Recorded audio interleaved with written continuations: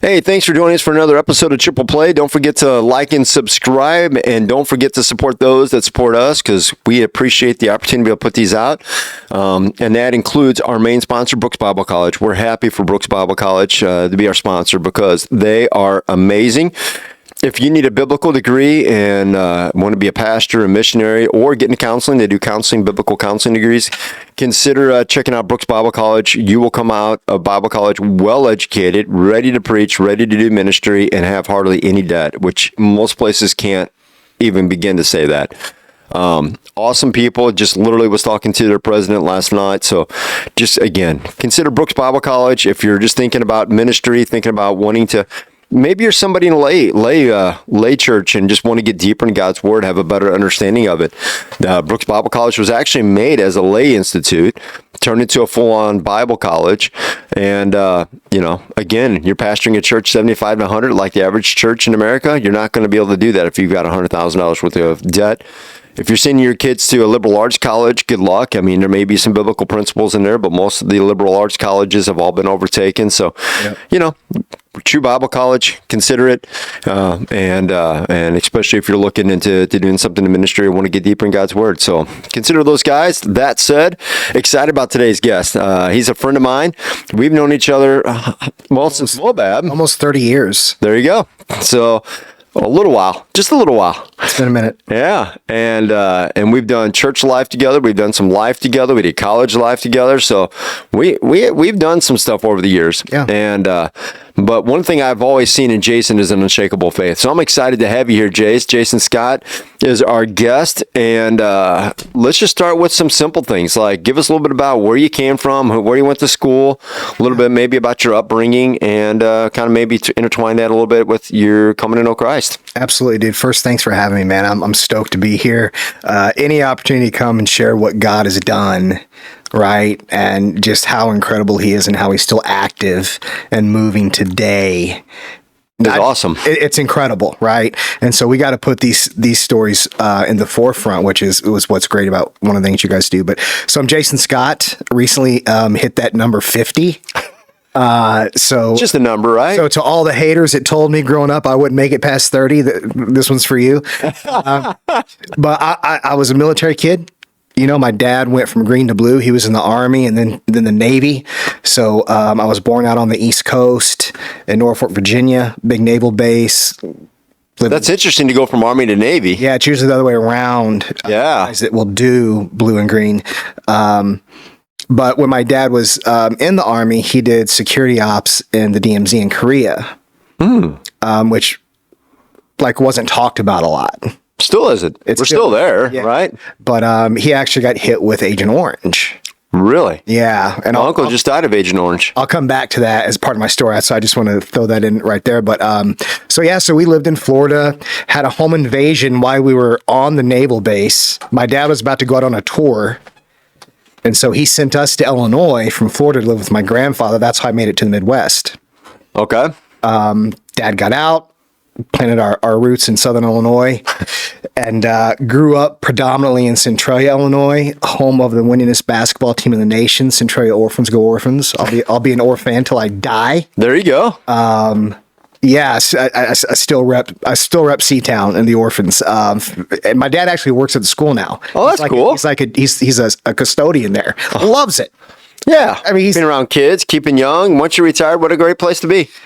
And he was running flags at the football games for a while and all that stuff. So it's pretty cool. My childhood, I didn't grow up in a Christian home. As a matter of fact, this isn't reflective of whom I thought my dad is today, but my dad was a raging alcoholic.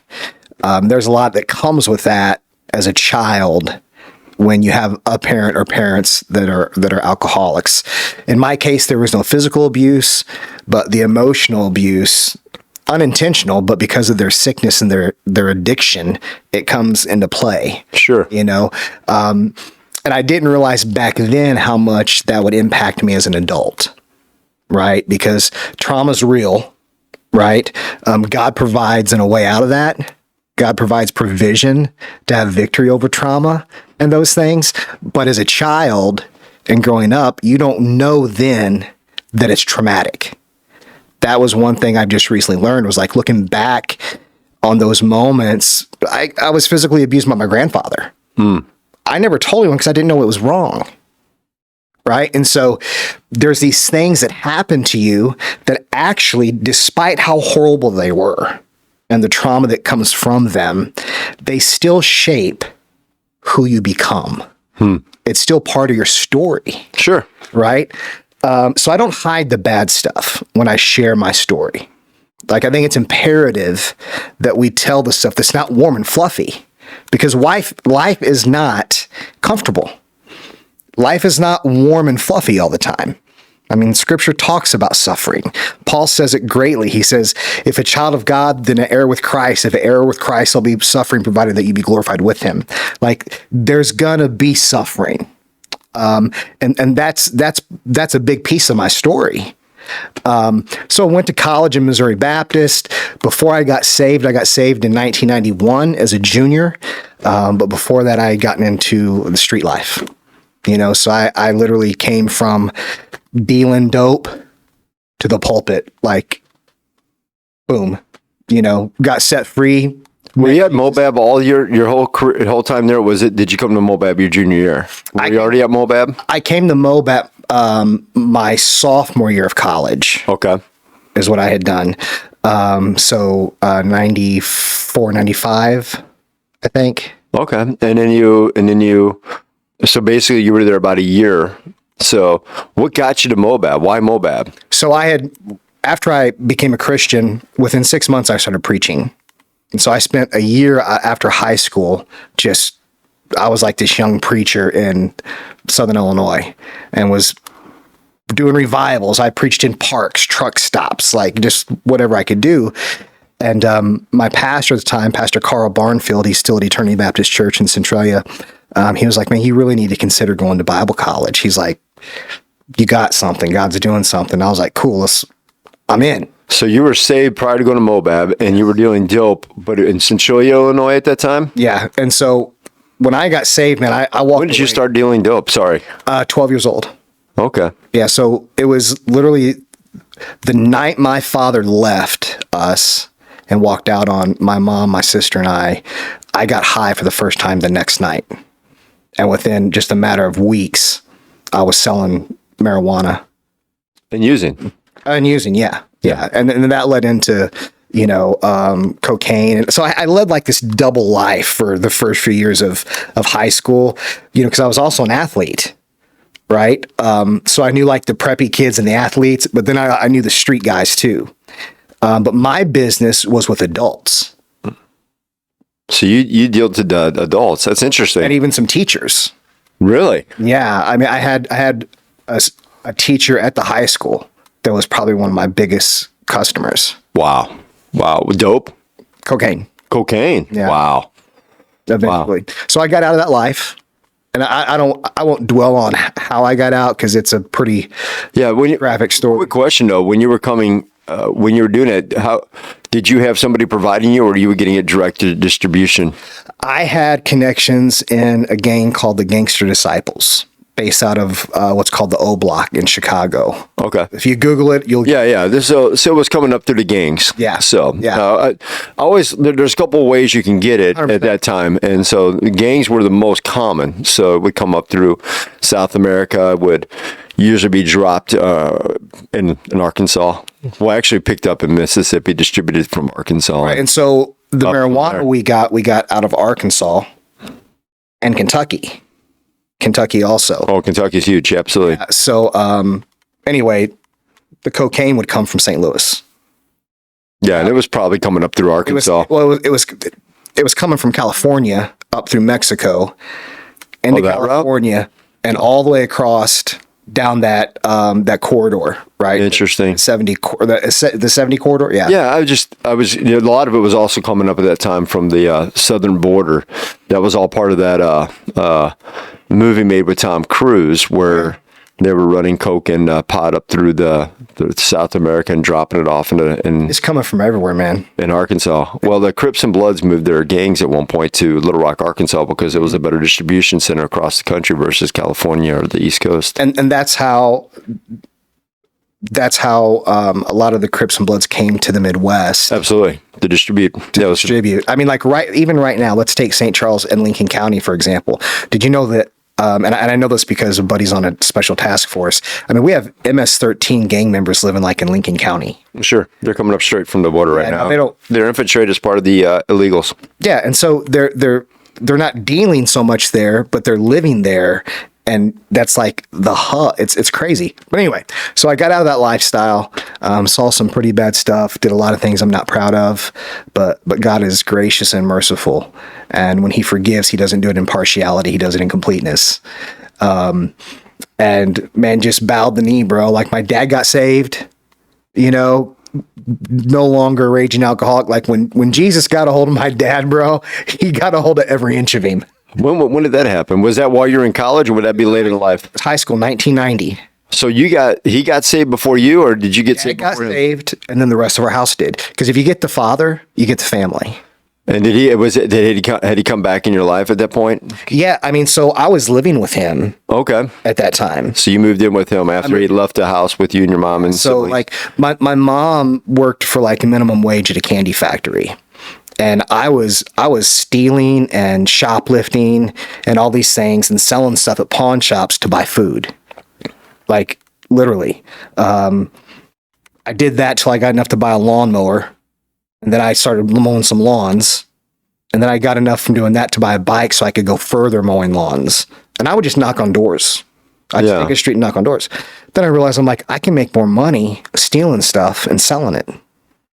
So I'd go into like Kmart and Woolworths when they were around, and I'd steal cassette tapes, and I'd sell them for like $4 or $5 a piece. Yeah, undercut the market by half. Made a ton, and that's kind of what started that cycle for me of going like, I can break the law. I'm pretty good at it. Yeah, if you get caught, you're young. You're still a minor, so there's no major consequence. Like it was like whatever. So went through all that stuff. Dad gets saved, and now I'm dealing at this time. Okay, I'm living in my dad's house, and he comes up to me one day and he says, "Listen, as long as you're living in this house, starting this weekend, you're going to go to church every Sunday." And I'm like, "No, I'm not." He's like, "First of all, you got to know my dad. My dad will take you in the backyard and box your ears at the time." Like he for real, like when I got my ears. Well, you said he was in the military Navy, so he's probably, Well, and he grew up in the hood too. Like my dad grew up in the projects, like fighting literally every day, So I remember when I got my ear pierced and he found out. I got home and he had trashed my room, bro. Like the TV was on the bed, my clothes were out of the closet. I'm like, oh my, he's going to kill me. Right. And he comes in my room and he sits me down. I'm on my bed. He's in my desk chair. He pulls up. Our knees are touching. Like, so imagine the most fearful person you're most fearful of, like in your face. Oh yeah. And you can't do nothing about it. He goes, "Here's what's going to happen." And he's talking real quiet, Josh. He goes, "I'm going to go take off my work boots and put on some tennis shoes. And I'm going to meet you in the backyard. And we're going to fight like grown men. And whoever loses has to leave. Or you can take out the earring. I'll be in the backyard." You could have heard my knees knocking, and I couldn't get the earring out. I'm yelling for my sister. She has to get pliers. My ear's bloody, all this stuff. I go to the sliding glass door out in the backyard, and I took my earring and I just threw it out the door. And you heard it like bounce on the deck, and I just walked back in my room. That was it. That was it. So that was to kind of give you an idea of my childhood. Went through high school. I was a womanizer, did, drank, drugs, all that stuff. But then, I started going to church, and I was like, okay, so I'm making more money than my dad dealing, and I'm going to church. I got the best of both worlds. Right. Well, then conviction set in because I was under the teaching of the gospel, and it was penetrating my heart. And I'm like, what am I feeling? What is this going on inside me? Right. That I cannot articulate. Right. And I realized real quick what it was, that I was coming face to face with my sin, my own depravity, and the fact that there was a God in heaven and he was real. and eternity was real. And there was a love I'd never experienced that I was hearing about that I wanted to know because I hadn't had it in life. Right. Like I hadn't did my parents say they loved me? Yeah, but did they show it? Different story. Right. Now my dad's my best friend now. Right, but that was when he was starting to turn. So he was new too. He was learning this whole thing at the time. Like this is a whole new thing for him as well. So he's not baby Christian. You got to crawl to walk. You got to walk to run. Right, man. So he and I kind of worked through a lot of that stuff together at the beginning, right? Got saved, and man, I started having this dream right away. And in this dream, it was me preaching. And it was the same dream every time. I remember I could never hear what I was saying, but I knew I was preaching, right? And one day I just told the pastor, I'm like, I think I'm supposed to preach, man. Like, I've been a Christian like 6 months. What do I know? All I know is Jesus saves, and I'm spending forever with him. Lock, stock, and barrel, it's a done deal. Right. This is what it is. And so I'll never forget, he was like, great, you'll preach next Sunday. I was like, well, he goes, Sunday evening. So petrified. So I remember I preached on the rich young ruler, something I could identify with, That's good. Yeah. But I was like, but it made sense to me. Right. And I felt like I could relate to that story. But that was the first sermon I ever preached, man. And did that like pretty often, quite honestly, for about a year. Well, that's cool. And then went to Missouri Baptist, was on staff at First Baptist Church of Afton for a while. And then the rest of my story. I fell into sin.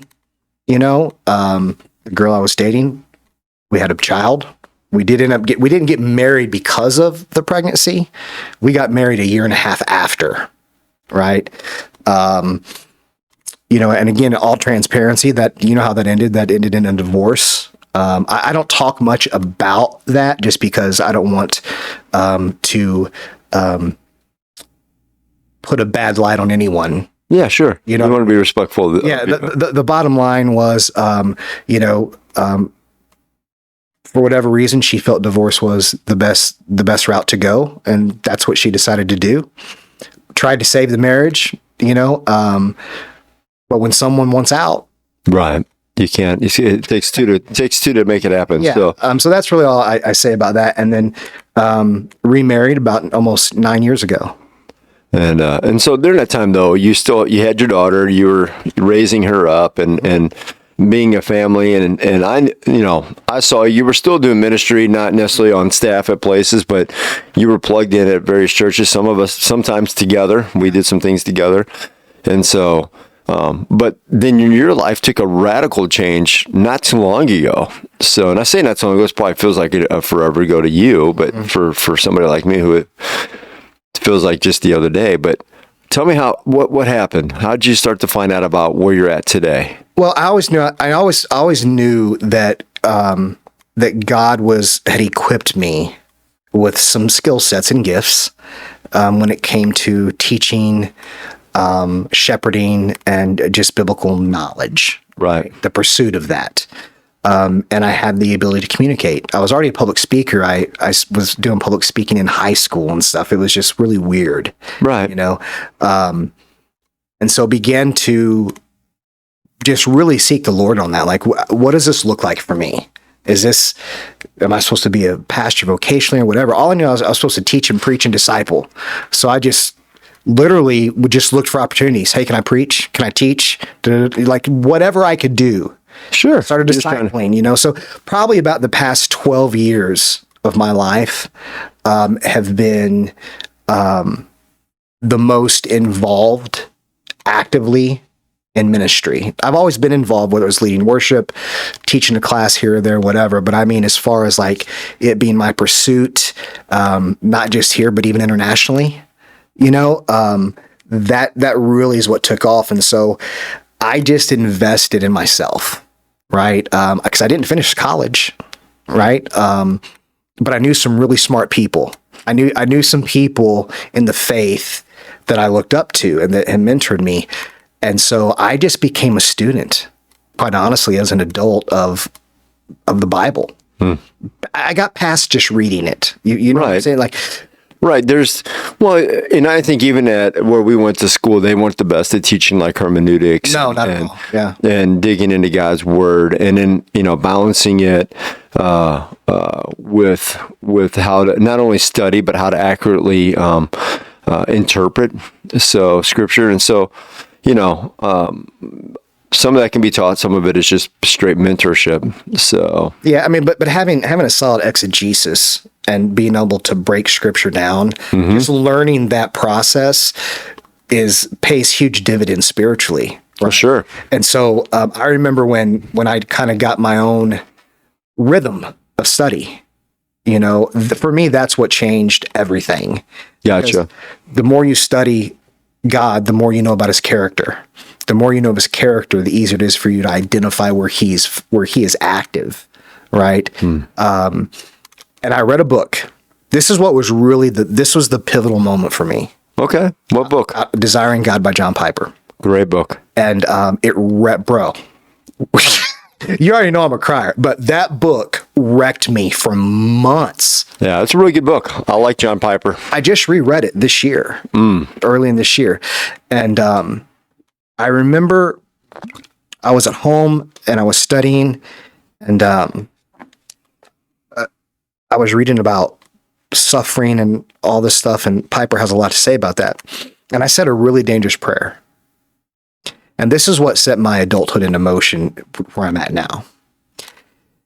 I said, God, if suffering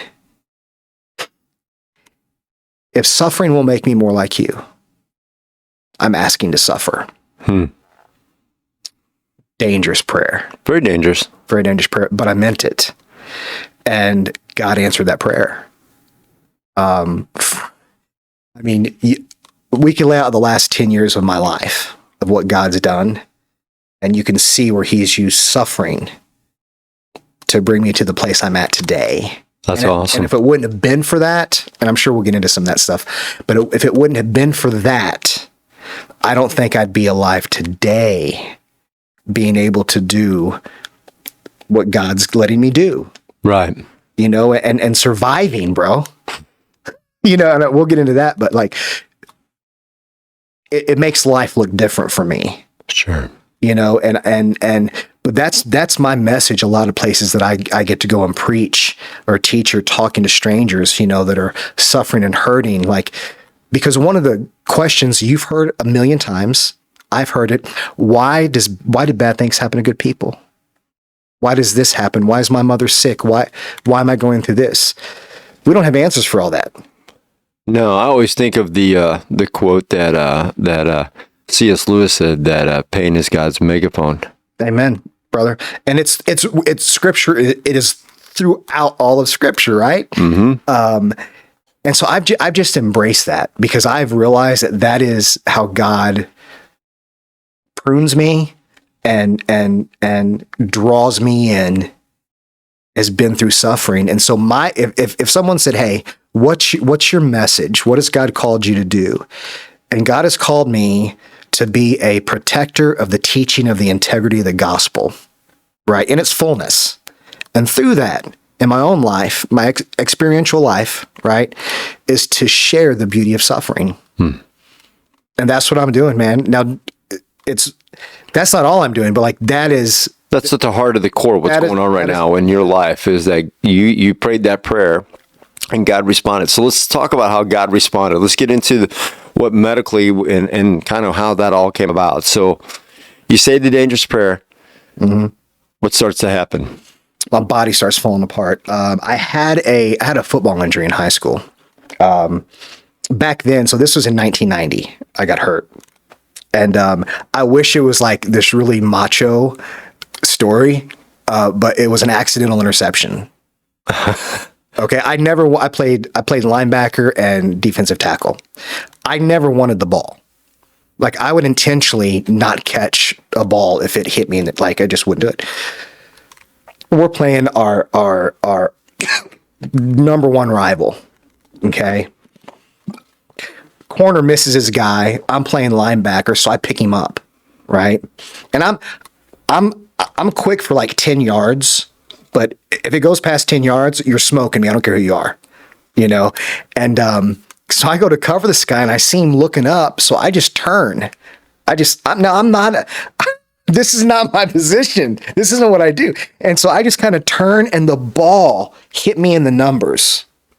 And just out of reflex, I went like this and it fell in my arms. I'm like, oh my gosh. I got the ball. If I drop it, they're going to know I did it on purpose because I'm holding on to it. So I just sideline. So I take off straight towards my team's bench, right? And that's great. I'm like, somebody just touched me. I'm falling, right? No one got me. So I cut. Here comes, of all people, the quarterback. So I got the quarterback coming at me. I'm running down the sideline. I can't cut, okay, because I'm going to run into the line of scrimmage. And someone caught me from behind. So I got hit from the front and the back at the same time. Oh, wow. And on my back. It was the last game I played. Back then, they didn't do MRIs. They would just take an X-ray and go, your back's not broke. You're done. But I never played again. But as an adult, about this time, this injury starts to show up. I was lifting, not like you lost some weight. You started losing weight, getting into a little bit. Yeah, it wasn't a lot, but I was starting to try and create some habits, and I ended up in a wheelchair. And this is part you don't know. So it just progressed. Insurance company denied surgery. Nothing was working, but they said it wasn't life altering. The surgery wasn't. Fast forward to about 7 years ago, and they finally. It got so bad I was in a wheelchair, and at my peak I was 369. That's a lot of square footage. When you lose a bar of soap taking a shower because of all the fat, there's a problem. Right. No, but it's because I was sitting all day. Sure. I just couldn't do anything. Had the surgery, L5S1 microdiscectomy. They removed 75% of the disc. Wow. And 3 hours after surgery, I walked the 6th floor of St. Joe's, unassisted. They said physical therapy would take 6 months. I got it done in 4. That's awesome. And got into the gym and went just bonkers. And just went hard. Still had another injury. Had shoulder and bicep surgery. I had a torn bicep tendon that was repaired. My left bicep was diseased. I lost a piece of it. All kind of stuff. But again, it all just heals up, right? Went through the divorce. So there's all these things that are, and there's more. My mom died. She was terminal for multiple years. I was taking care of her in Indiana and living here, taking care of my family. So there's just, it was never just one thing. Yeah, you had a lot of going on. There's a lot going on. Life. Yeah. Life was going on. So to get to the real suffering. So I remarried, as I mentioned to you earlier, because we were just catching up before we started this podcast, right? And as I shared with you, I got to do some work in the government with the Department of Defense, which was just fantastic, man. But my wife was really sick. Her name's Erin. You haven't met her. She's fantastic. She's definitely exactly what I needed. Keeps me grounded, to say the least. Slows me down. Right. A little bit, because when you're like us and you're go all the time, it takes someone that helpmate to go deep breath. Exactly. I was going to say breathe. And she got real sick and was having these seizures every day. And for the first few years, we were just, I took her to St. Louis Brain and Spine Institute. I did all the stuff. Nobody had answers other than she's faking it. Like, you can't fake these seizures. They were every day. I have some on video. Like, there's no way. Right? They were able to induce a seizure by putting her in front of this board of lights, and they did all this crazy stuff. She had a seizure. I knew after a number of years it was spiritual, right? So let's just take that for a second. That's happening. All right. Get to 2000. Get to 2020. Say 2020. Now, I've been back in the gym for a few years, and I'm like... Yeah, you're looking really good. I was watching on social media. You were pumping and putting out your stuff, and you were my goal encouraging people online to. You can do it. Yeah. If I can do it, anybody can do it. Well, what I didn't put out there was my goal was to compete in one more powerlifting competition before I died. I didn't care if I won. I just wanted to have accomplished that for myself. Yeah, it's an awesome goal if you're trying to, it's good to have goals. Especially when you're pushing 50. You know what I mean? Sure. So I'd gone in one night to hit my triple and see what my PR was, so I could gauge, because I had planned to compete in the fall of 2021. Okay, in Lake Mead at. Because I wanted a non-professional, blah, blah, blah, blah, blah. Yeah, I get it. Like a vacation type scenario. Anyway, I go in, I hit my bench press, lift more than I've ever lifted in my entire life on a bench. Squats, kill it. Deadlift, crush it. I just had the best workout of my life. The next day, I couldn't move my arm. Couldn't move it at all. Like I had to pick it up with my other hand. Wow. So I call my buddy who's a chiropractor. I'm like, something's wrong. He's like, get up here. So I go up there and can't figure it out. So 3 months of treatment. We've done cupping, dry needling, everything that we can think of. And I'm like, bro, let's get an MRI. He's like, yeah, you need one. Go get the MRI done. 2 days later, he calls me. He's like, you need to come up to my office right now. I'm like, bro, can I just come after work? He's like, no, you need to tell work you won't be back. Okay. Go see him. He's like, do you want the good news or the bad news? I was like, let's start with the bad. That way it gets better. He goes, well, okay. He's like, the bad news is you have an inoperable brain, or you have a brain tumor. He said, when they took the MRI of your C-spine, because we thought it was what's called the radial nerve. Comes down out of your brainstem, comes down your traps, goes under your armpit, and it wraps around your arm into your hand. Okay. So it was presenting as though that nerve was being impeded, right? So the signal wasn't getting anywhere. Right. Yeah. It's what causes pitcher dead arm. So it's what they remove the back rib out, and then they basically kind of redo it so that way these pitchers get their feel back. And hopefully that's what Chris Carpenter had. It's what Waka's dealing with right now. Yeah, because that thing lays right under that. Thoracic nerve surgery is what they call it. So it's pretty radical, really. Mm-hmm. But when they did the C-spine MRI, they could see the tumor just sticking out. And he was like, you need to go back up there now. Like they're expecting you. He'd already called him and this was a deal. Right. So I called him, went up there, had another MRI. A couple days later, comes back. You've got a brain tumor. You need to go see someone. So long story short, I have a rare brain tumor. I'm going to try and say what it's called. That's okay. Subempendymoma. Okay. It is benign. It's not cancerous. They don't believe, but the thing about mine, number one, it's incredibly rare. So there's not data on it. Hopkins, Mayo, the only information they have are post-surgery surveys from people who've had them removed. They know that radiation and chemo do nothing to them. Now, if you have it removed and there are just pieces of tissue left from the tumor, radiation will fix that if they're very, very small, but it will not do anything to the tumor. Well, mine is in my brainstem, so they can't even biopsy it because every nerve in your body comes through that brainstem into your spinal cord. Yeah, if they mess with it, you're not walking or moving. So they said that there's over a 90% chance that if they biopsy it, I would have more neurological deficits. So the symptoms I deal with now are memory issues, which could be a lot worse, but names are very difficult for me right now. And the thing that really breaks my heart is my memorization is a lot more difficult. And some balance issues, which have only happened a few times, but it's the headaches that are the killer. That are the worst. There's daily headaches that I have that I can manage. Then every now and again, I get one that just puts me out.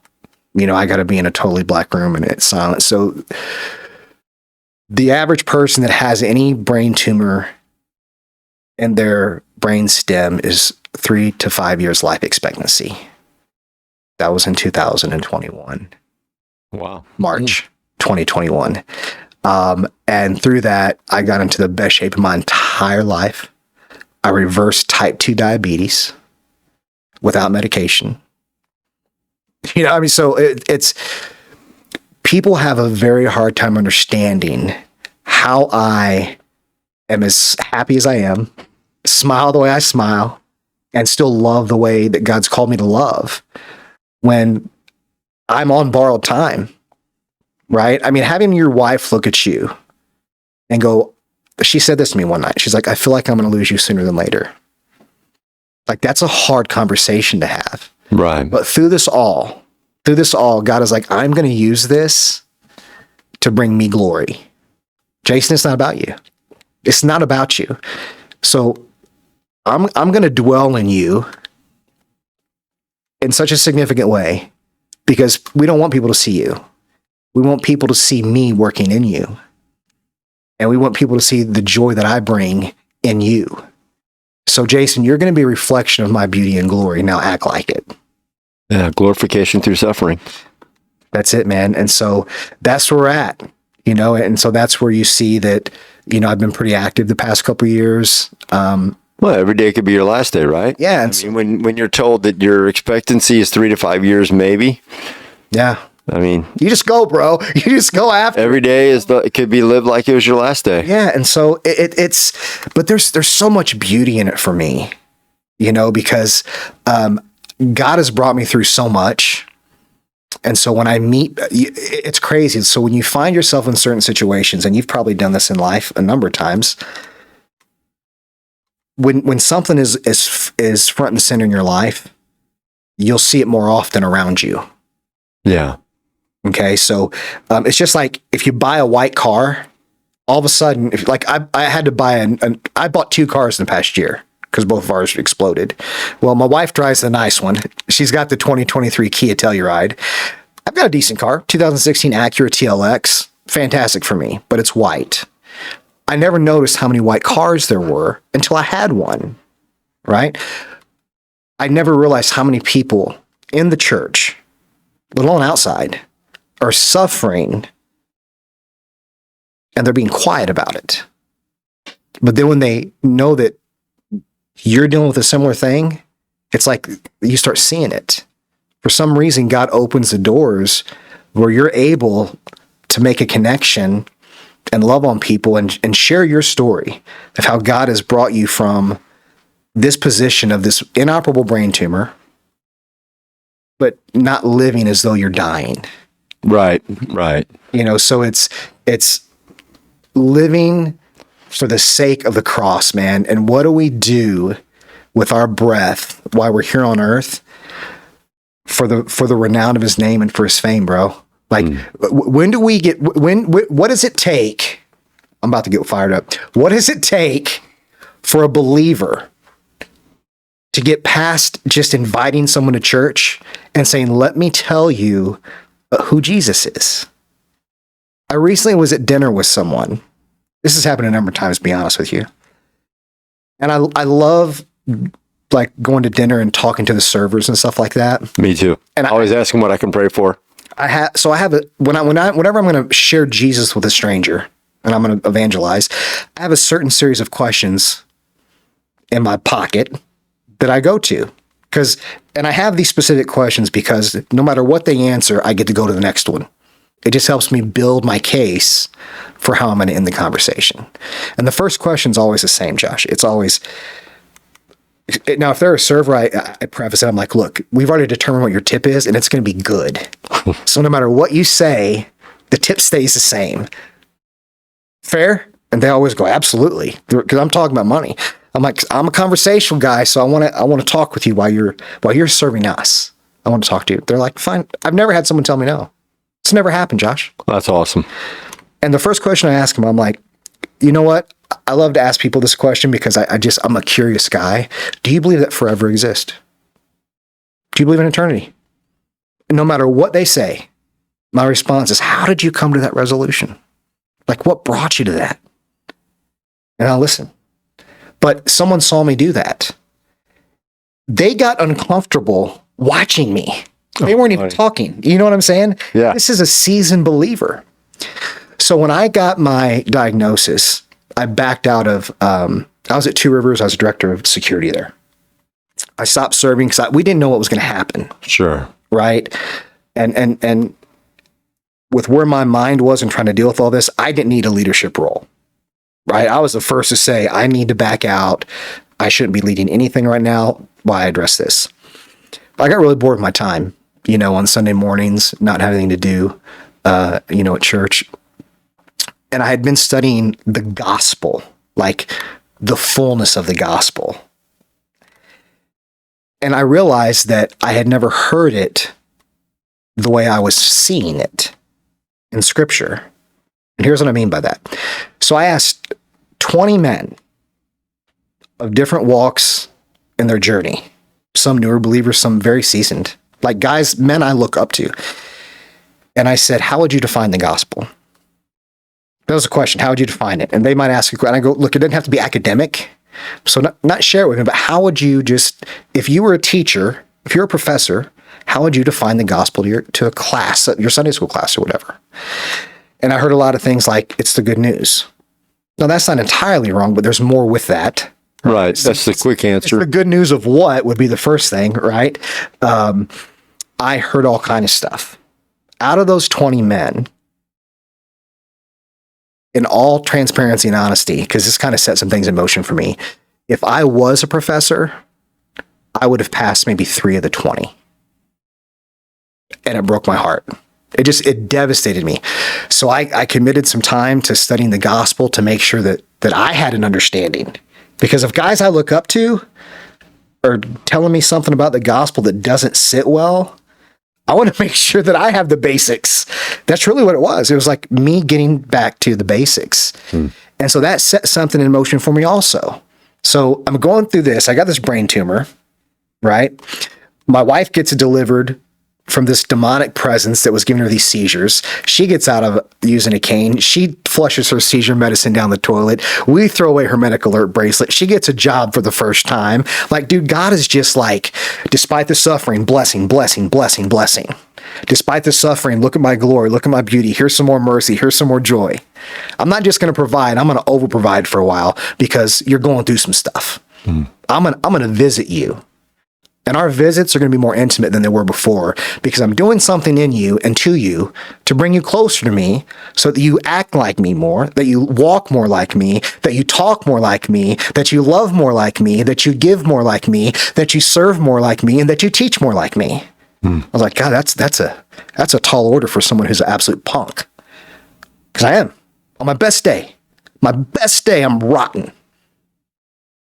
If it wasn't for Jesus, man, I wouldn't have anything worth talking about.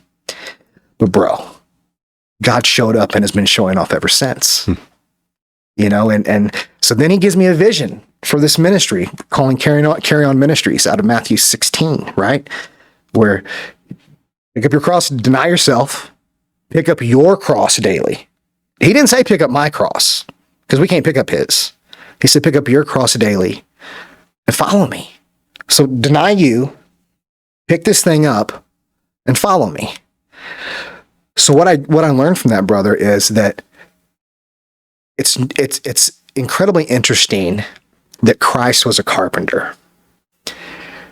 I would pose the argument that he still is, that he custom makes crosses for us to carry. And sometimes yours is huge, and sometimes it's not so huge. And the reason that happens is that when I get my diagnosis of something that can take my life, that's a big cross. But he's going to we were talking about brothers, right, earlier? Absolutely. We were just talking about that. But when you're brothers, because as men, we don't need chicks around. We don't need females. We don't need sisters around us. We need dudes. We don't need the danger. Okay? We need dudes. So to all you guys that are like, well, my best friend's a female and I'm married, you need to have a conversation with yourself. Anyway, that was free. Their crosses happened to be smaller that they were carrying while mine was so huge. So the picture I painted with my 15-year-old recently was like, you have to imagine that in your closet, every cross that God's ever asked you to bear is in there. And they're all different sizes. And throughout life, he's going to give you bigger ones. He's going to give you smaller ones. But at the end of the day, you have to carry that cross, put Jesus first, and deny ourselves. That doesn't mean you don't deny yourself food. That's not what it means. It means that you put the kingdom of God first. That's it. Dot period. Right? And so when you put all that stuff together, and I know that's a lot and it's a little bit of rambling, but when you put Not at all. When you put all that together and you give yourself up, I haven't gotten much right as an adult. I haven't.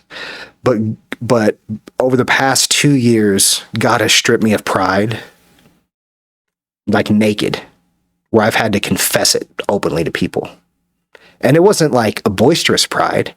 It was worse. It was that I thought more of me. I didn't tell people about it, but inside, and I didn't realize it till I looked back at some decisions I had made and some things I had done and said. So God, man, he's just been pruning me and getting rid of stuff, and which is scary because I'm like, I didn't realize there was so much junk, but he's done that to prepare me for like this moment in time, which has taken us to India, and the Philippines is next. Like there's some really cool stuff going on there too. So awesome. That's actually the short version to get you to where we are today. So today you're engaged in the gospel, and now you know the definition of the gospel. Well, yeah, I can share it a few ways. That's good. The people should do it. They should be able to say exactly what the gospel is, and they should be able to present it in a clear way that people understand, what it is all about, and how Jesus died, but also about our own depravity and why we need it. I mean, the cross doesn't mean anything if we think we're self-righteous. Right. So, well, and then there's a responsibility that comes with knowing the gospel. Absolutely. And so when people hear me say these things, I go, well, okay, smarty pants, what's the gospel? Which it sounds like a setup, right? We're like, yeah, like you don't know it, but you're asking me. And so, and they're asking you back. And I'm like, all right, so I pretty much say this, and if they want more, I give it to them. I'm like, here's the greatest addition to my story of the gospel when I talk about it, is that it's a proclamation. It is a proclamation. It is. Think of the little kid on the street corner in the 30s or 40s selling newspapers. Get your newspaper. Like he's out there screaming. He's like, you want news? Here's where it's at. This is it. So we have to proclaim the gospel first, too. We experience it, and now we have to proclaim it. Yeah. So it's the proclamation of the work of Christ from his time in the heavens in the beginning as the Word, through his life on earth, his death, burial, resurrection, and how the gifts that have come from that are appropriated to the body of believers known as the church. Right. Like, so that's a short. No, that's good. I always wonder. I'm long-winded, so my response is usually a little more long-winded response. I got one of them too, but I'm not going to drop. But yeah, point though, right? It's like as seasoned believers, you and I, we should be able to tell. Hey, God spoke in existence. Man was part of the creation that He made. We were flawed from the garden, and we live in this sinful state. Typically, we try to do it on our own. We think somehow we can be righteous enough, good enough. But the Bible said there's no forgiveness of sins without the shedding of blood. Through the Old Testament, we see the flaws of man and the redemption story through the sacrifice of animals, pointing towards the ultimate sacrifice, which is God puts in His only Son, which was part human, part God, fully of both, fully man, fully God. The God Son through a virgin who would die on the cross for us. And if that ended there, then it wouldn't mean anything, because there's been a lot of so-called gods who have come and pronounced different stories, from Buddha to Muhammad to there's all sorts of good people who did good deeds, and some of them better than others. Yeah. But Jesus separates Himself because He rose again, and not only rose again, but made sure you'd know it. So He hung around for 40 days with over 500 eyewitnesses, made sure it was documented well, and then arose with a mission for us all, which is, now that He's fulfilled the promise of the gospel, the good news that we can have salvation with God, that we can be made whole with God and be forgiven of our own sin, that we can now spend eternity with Him. And the rest of the New Testament is just an encouragement letter to look at our own flaws and grow like Him. as we reflect on his life through the Gospels. And that's a fantastic way to explain the gospel, because A, it makes sense.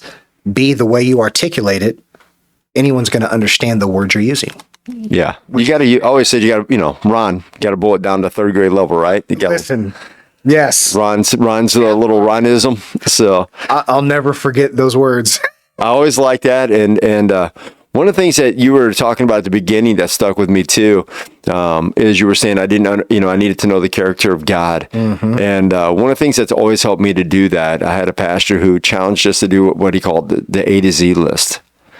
And every now and then, especially if I'm having a really crappy day, but sometimes even when I'm having good days, I'll go through the A to Z list, which is like, God is almighty. He's beautiful, courageous, died for me.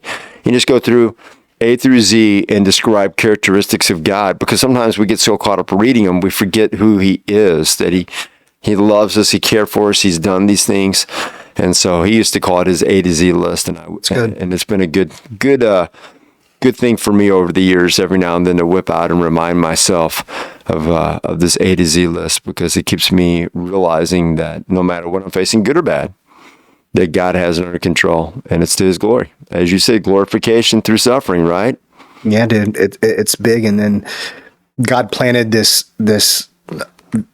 vision in my heart about a ministry, and sat on it for a number of years and just prayed, because I didn't know what it looked like.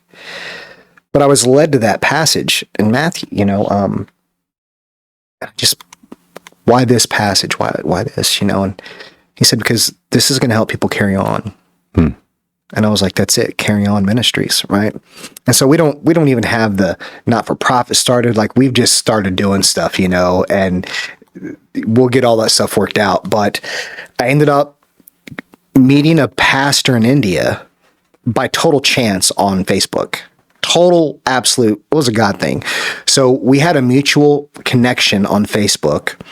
I knew it was one of my best friends. I don't know how they got connected, but they didn't even know each other really. Right. Wow. Well, it's through someone or whatever. So my friend I'm talking about is like a serial entrepreneur, right? He's got all kind of stuff happening. Great family. I mean, I won't even get into their story, but you talk about rare stuff. Their daughter is one of a handful of people in the world that have a specific form of muscular dystrophy. Oh, wow. Called Proxy D1. I think that's it. Proxy D1. And this Indian guy sends me this friend request. And I'm a bit cautious if they're from outside the US. Yeah. Doesn't matter where. If they're outside the US, I'm like, what is this? So I look at the guy's page. I'm like, well, he's a believer. Cool, whatever. Chit chat back and forth. He just introduces himself. That's really it. Sometimes he'd say hi. I'd say hi, whatever. Then I get a message from him months down the road, man. And he's like, did you have time for a FaceTime today? I was like, what time is it in India? And so anyway, we make it happen. We hit it off. Huge. Within a matter of a few weeks, our families are talking. We're doing FaceTimes together. His name is Ananda Kumar. His wife, they call her Angel. Is this during COVID, so everybody's home at this time, or is this after? This was literally last year. Okay, so it's well after. This is the first quarter of last year. Okay, and we just loved each other. He had a little boy named Aaron at the time. Now they have a second boy, who here in the U.S. we call it a nickname. There they call it a love name, a name that is birthed out of love. So his love name is Jason. Oh, that's fine. And his legal name is Aran, like Aaron, my wife's name. Oh, that's fine. So that's a huge thing. Anyway, sure it is. Anytime somebody's doing something like that means a lot, especially when you're talking about over in other cultures, because names are big. It's a whole different thing in India. And I'll talk about that in a second. But anyway, we connected. We're having these moments, and I went to my wife when I was like, I got to go to India. She's like, "This you talking about for what?" And I was like, "God wants me to go to India and preach." She's like, "Well, you better go." I said, "Okay." Now I'm unemployed at this point. I've burnt through my savings bro, I mean, like for real, didn't have anything. Well, it's an expensive trip. Like airfare alone was ginormous. So we start planning this trip. So at this point, I'm already doing some teaching over there so what this pastor is, he oversees a number of pastors in Southwest India. Okay. Poorest part of India. The average household income in US dollars is $3,500 a year. $3,500 a year. Sure. Okay. I've seen devastation before, but I've never seen anything like this. So I'm like, okay, I got to get over there. I'm teaching. I'm staying up till 2 a.m. I'm teaching his pastor. So he oversees about 30 pastors in that part of India. Okay. And so they're coming together. I'm doing teaching discipleship training to these pastors, which they've never heard of. Like, because they don't have the resources we have. Sure. They got the Bible, which is all they need, but they do things like the Bible. You know, they don't have any outside resources. Yeah. You know, and that's okay. However, there's something to be said about some resources that are beneficial, right? So I start teaching them some curriculum that I had put together on discipleship and stuff like that. And it just catches fire with them. Okay. It just changes these guys. Not that I've done anything. It's nothing new. I'm just explaining it to them in a way they can understand what discipleship is and what it should look like. They're like, yeah. So now now I haven't told this guy at this point that I feel like I should go. Well, that came up shortly thereafter. It's like, dude, I need to come. He's like, yes, you do. Fantastic. Boom, boom, boom. Someone pays for my airfare, $2,800.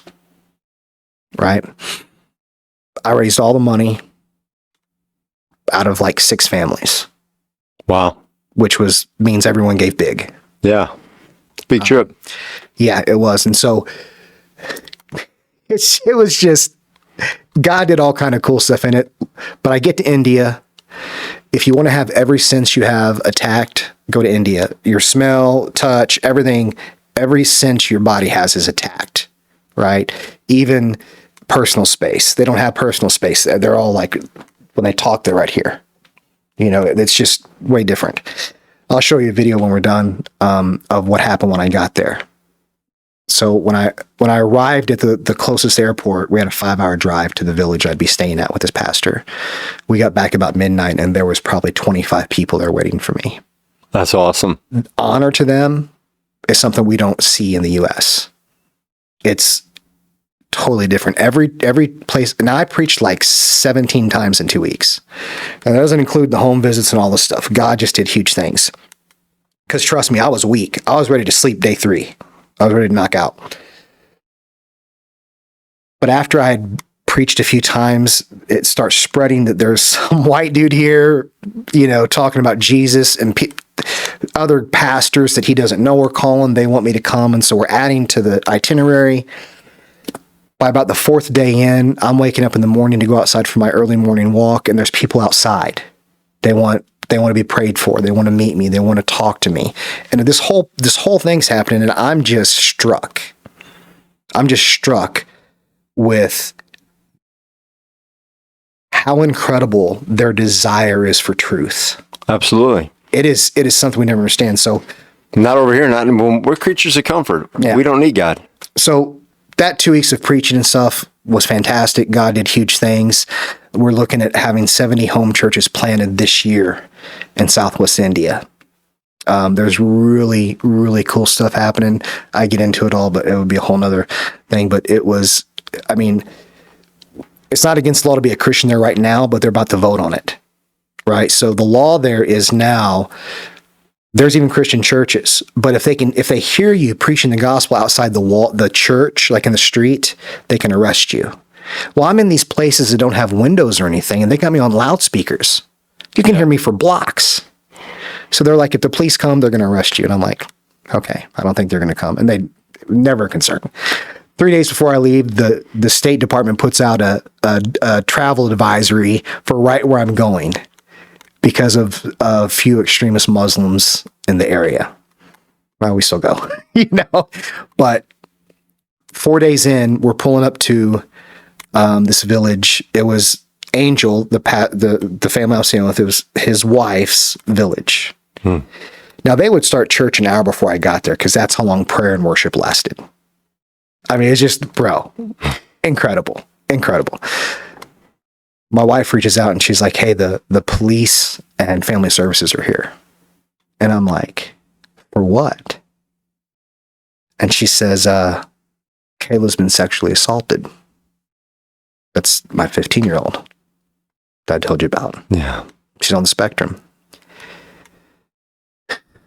So not only did we only learn last year she's on the spectrum, she gets sexually assaulted. I'm on the other side of the world. And my first thing is like, I'll be on the first flight back. Take me to the airport. It goes quiet on the phone for a minute.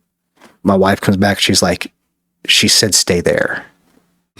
This is the trip part, bro. She says, Kayla said that you need to stay because what you have to say is more important there than what you can do being here. Wow. Powerful. Bro. Just, so being a dad and like having that pain and then getting up and sharing the truth of who Jesus is. That's a miracle. Right. Being able to do that. And God sustained me through that trip, saw some incredible things happen. It was just remarkable. I hope to go back this year. I mean, they're already asked me to come back now that I'm overseeing a lot of what's going on down there in that region.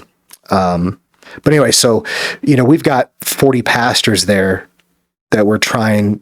One of the missions of Carry On will be to raise funds to support these guys because they don't have like their monthly offering is like $3 or $4 for their churches, so we try to provide each pastor literally $5 a month right now is what we do. And you think you gave him $1 million, right?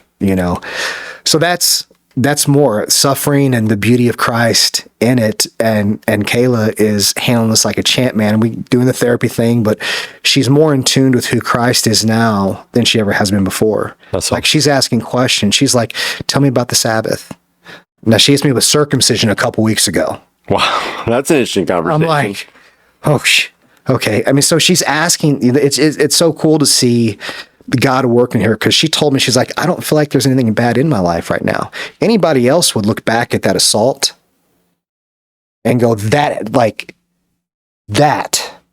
will define you the rest of your life. She's not doing that. No, she's letting it build her, not define her. Yeah, and that's exact, bro. You hit the nail on the head. She doesn't know that's what she's doing. Yeah, she's building up faith in the Lord because, again, your suffering can define you or it can build you. It can be a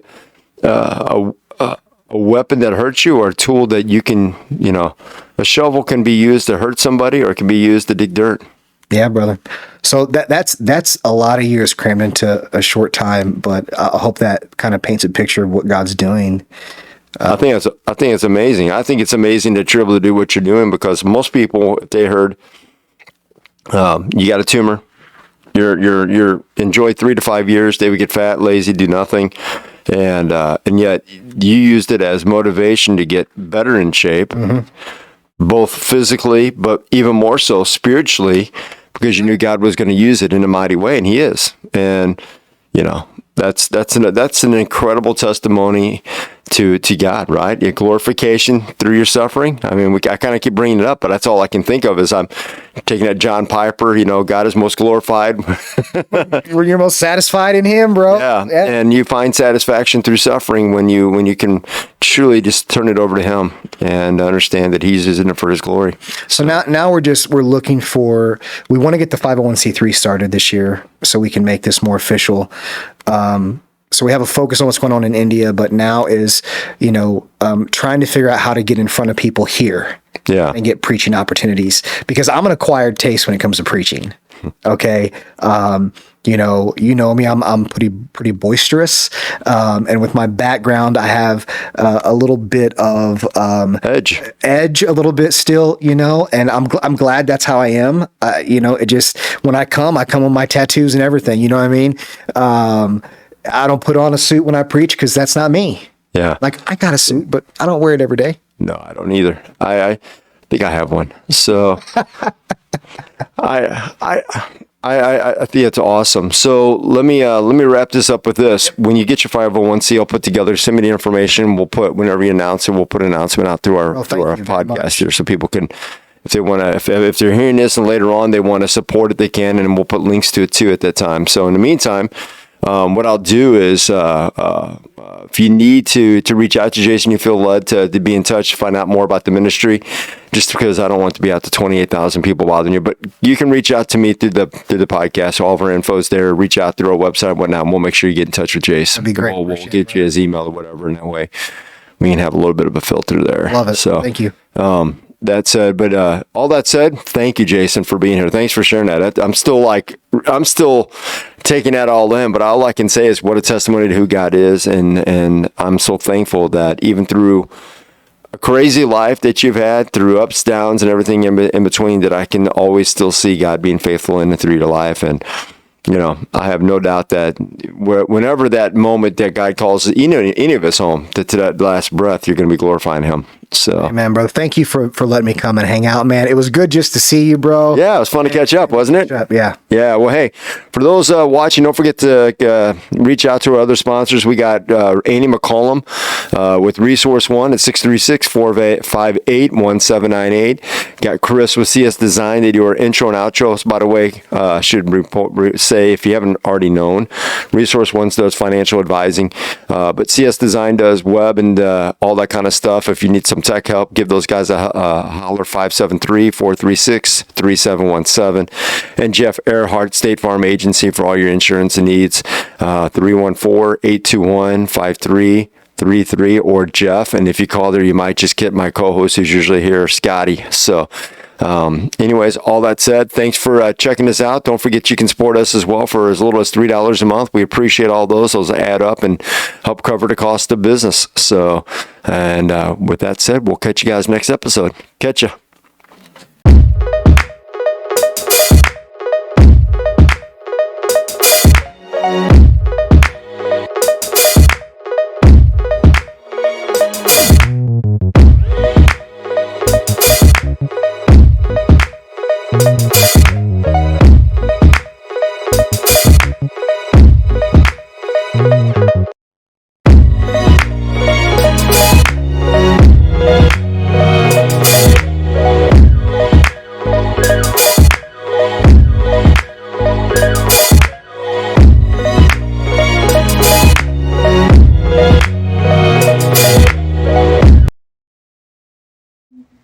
You're safe.